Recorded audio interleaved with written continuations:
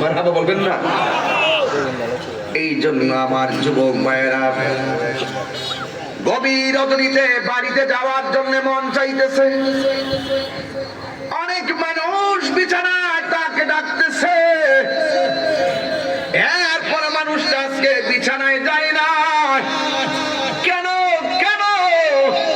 একটা মাত্র কারণে, আমার বাবার তো আমি আধার করে শোয়াইয়া দিয়ে আসছি, আমার মা জননীকে তো আমি আধার করে শোয়াইয়া দিয়ে এসেছি।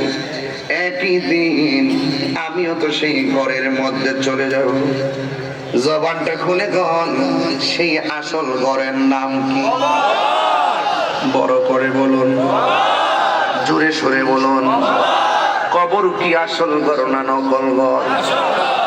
এই জন্য যুবক ভাইয়েরা আমার, আল্লাহ রাব্বুল আলামিন কুরআনের মধ্যে বলে দিয়েছেন, ইন্নাহু হুয়া ইউবদিউ ওয়া ইউঈদ। আল্লাহ হলেন তিনি যিনি তোমার শুরুর মালিক, যিনি তোমার শেষের মালিক। আমাদের শুরু হয়েছে জন্ম দিয়া, শেষ হয়ে যাবে আমাদের মরণ দিয়া।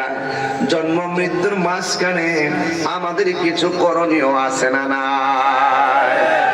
এই জন্য আল্লাহ বলে, বান্দারে আমি আল্লাহ তোরে বড় মায়া কইরা বানাইছি।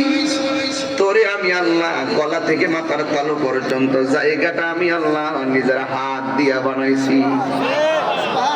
এই জায়গার মধ্যে একটা জবান দিলাম, এই জবান দিয়ে তোরা আমার ডাকবি।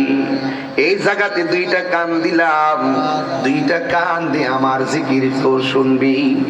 এই জায়গার ভিতরে দুইটা চোখ দিয়েছি, ওয়ায়াতাফাক্কারুনা ফি খালকিস সামাওয়াতি ওয়াল আরদ রব্বানা মা হাযা বাতিলান সুবহানাকা ফাকিনা আযাবান নার।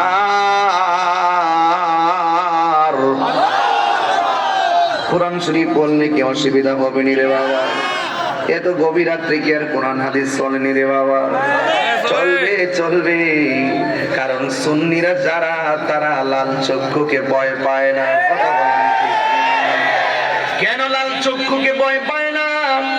হামকি তুমকিকে ভয় পায় না। অনেকে তো মনে করছে তাহিরি হুজুরের আওয়াজটা মনে হয় এখন বন্ধ হয়ে যাইব, অথচ এরা জানে না তাহিরি হুজুর দুনিয়ার কোন দলের দালালি করে না। তাহিরি হুজুর মদিনা ওয়ালার প্রেমের দালালি করে।